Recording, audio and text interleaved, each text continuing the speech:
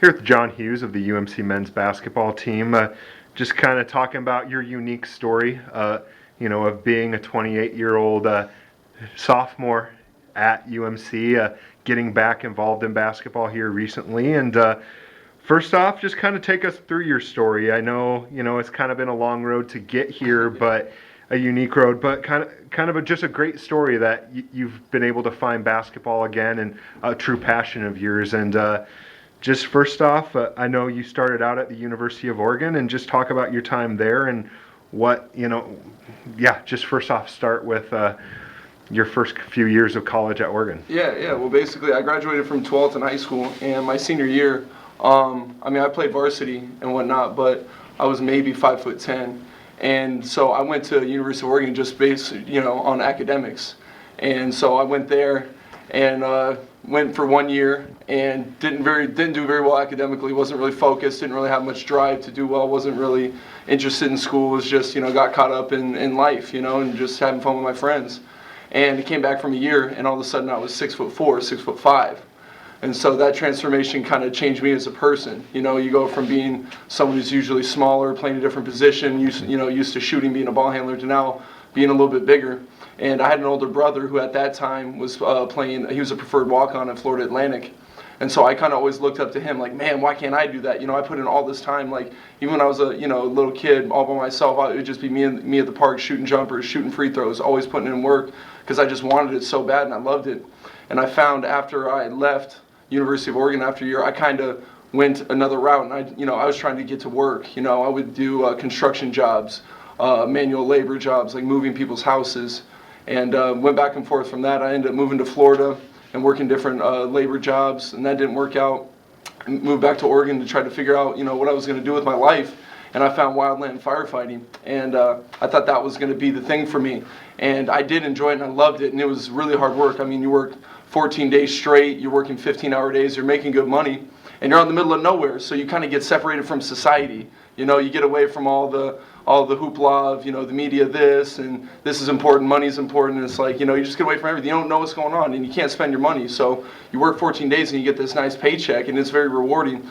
But at the end of the day, I worked 2 seasons of that, and after I was done, I was like, man, I have money, but like, what's money at the end of the day when you're not doing what you love? And so I came to a point in my life where I wanted to follow what I would love to do, no matter what my family thought, no matter what my friends thought, no matter what anyone thought. I came down, I was like, I don't care anymore. I want to play basketball. And a lot of people gave me weird looks. A lot of people are like, man, you think people are going to take a chance on you? I was like, well, I'll never know if I don't take the chance. And one of the main turning points is I was talking with my dad about the struggle of this. Do I keep working? Do I keep, following firefighting? What do I do? But I love basketball. Like I had this deep passion. Like I have to follow it. I always wanted to do it. And it's, I put so much time into it in my life. And so I talked to my dad, and he had a good friend, John Block, who he played at USC, and he ended up playing in the NBA for 9 seasons, and he's pretty well known as one of the better big men to get in the league. And so my dad was personal friends with him. He gave me his email address. I emailed him, and after one email, he read my long essay that I kind of wrote to him because I wanted to let him know how serious I was. He goes, hey, let's meet up at this Applebee's. We're going to have a talk. Yep. We had a life talk for like 3 hours, and it had something to do with basketball. It was about life. Yep. And after that, he was like, hey, let me just take you to a park. We'll work you out, and we'll see what you can do. And so it kind of started from there, and he kind of gave me the belief in myself to say, hey, it doesn't matter how weird people think you are. If you believe you can do it, and I know you have the skills, I'm a legitimate person in the basketball world, and you can do this. You can do this. And so he kind of connected me with a couple coaches down in Southern California, and it just started from there. And I ended up playing 1 year at Grossmont, and had some decent success there. Maybe not statistically what people would think is success, but anyone who knows me knows that whenever I go in, I'm going to have an impact on the game because I'm going to fly around, I'm going to give everything I have, I'm going to work hard, I'm going to make the other person who played against me remember that they played against me, because I'm going to go as hard as I can, I'm going to push, I'm going to shove, I'm going to claw, I'm going to dive on the floor. It may look crazy, it may look stupid, but I don't care. I'm going to do anything to win because I'm a winner. So it's been such a rewarding experience to go from working my ass off for a little bit of money here and there to being able to, now I'm working for a Division I degree. I'm playing in the best Division II college basketball conference, and I've met some really good guys out here. We have a real special thing going. I think once we get together and play as a team, we're gonna have something that Crookston hasn't really seen in a while. Just talk a little bit more about how you ended up at Minnesota Crookston, how Coach Oseth, or I don't know if it was Coach Oseth or Yeah. Coach Jackson or whoever was the first to really kind of figure out about you, and how is it that either they figured out about you or you kind of figured out about Minnesota Crookston? Yeah, I think it was a combination between my junior college coach connecting with Coach Oseth, and then Coach Oseth kind of doing his own research on me. I told my coach at Grossmont that I was really urgent to play 1 year and find somewhere to go because I didn't have time. I was already 26. I turned 27 during that year.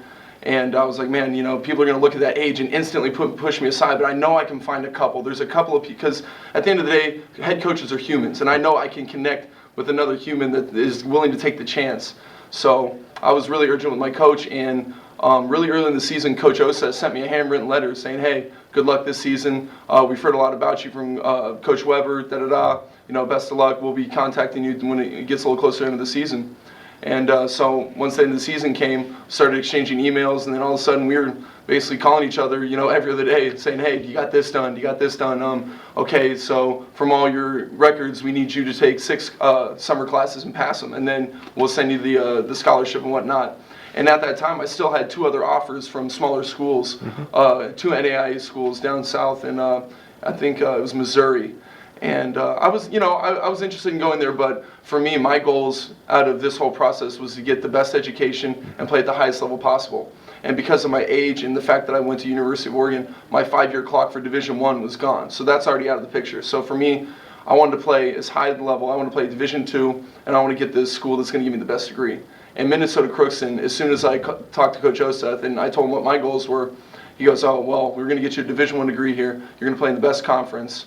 And we're going to give you a chance. We're going to give you a chance to play and earn your way into something special. I was like, all right, that sounds good. Let me talk to these other coaches, see, because I had full scholarship offers from these smaller schools, which to me at the time was like, it's all about money. It's all about money, but I still got a good offer here, and I'm going to be able to work towards a little bit more and whatnot. And I'm really glad I got out here. It's been a great experience. All the people here are very accommodating. All the staff, all the other students, everyone, your teammates, everyone's here to accomplish the goal. So, it's been kind of rough just, the transition of 12 new guys coming into a system. It's tough because all of us are competitors. We all want to win. We all fight with each other in practice.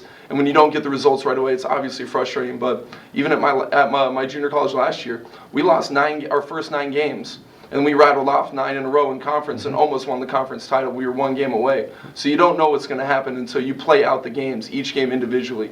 So for me, I try to just bring this confidence of, hey, let's put in the work, let's clock in, let's do what we need to do, clock out, take care of your bodies, and when it comes time for game time, you got to leave it. You got to leave it all on the floor for each other, because if not, you're going to look back on these days 5 years from now and be like, man, what if I dove for that ball? Or what if I got that extra possession? What if that rebound was mine and not a jump ball? It's the little things that can to make you from a losing team to a winning team. So I just try to bring that energy and that fire of, hey, you could be waking up at 7 a.m. and going to pour concrete all day. Like, we have a privilege to be here. We have something that's a gift. Like, we get to wake up and play basketball and go to class. That's our responsibility. Yep. We don't have to pay bills. Our bills are taken care of. They give us money for that. So for me, I just try to remind people when we're having bad days, like, hey, man, we got a good life here. We got something that's really special. And if we all take advantage of it, we can be bigger than ourselves, and it's going to be something that's really great, because when you sacrifice for others, you create something that's bigger than yourself, and it's going to be something that other people notice too.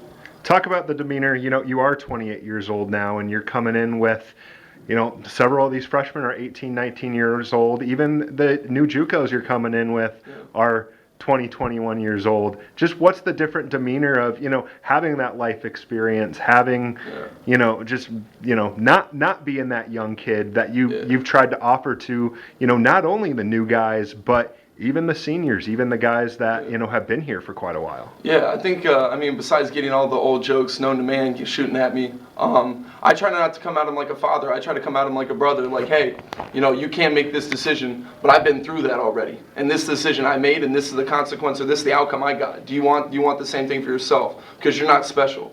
Maybe in high school you were the man. Maybe you were the best player in your section, but now that you're on the bigger level, you're a nobody now. You have to recreate yourself. And that doesn't just come by doing the same thing you did. You have to change actively every day. Every day has to be the most important practice. Every drill has to be the most focused effort, or you're wasting your time.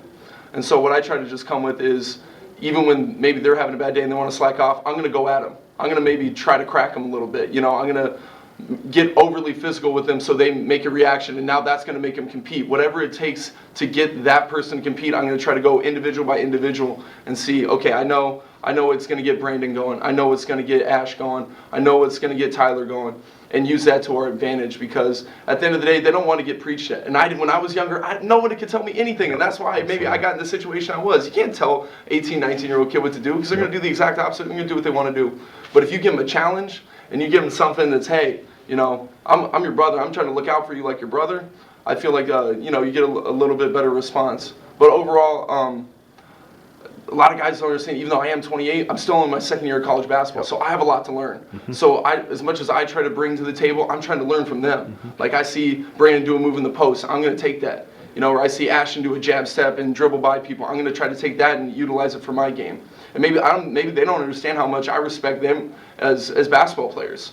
But I definitely do, because to get where they are at their age is something I can't say I did. I'm 28 and I'm at where I'm at. So for me, it's just different paths and how you're going to bring everyone together to accomplish one goal. It's really interesting, but for me, it's really, really rewarding. Okay, awesome. I think we're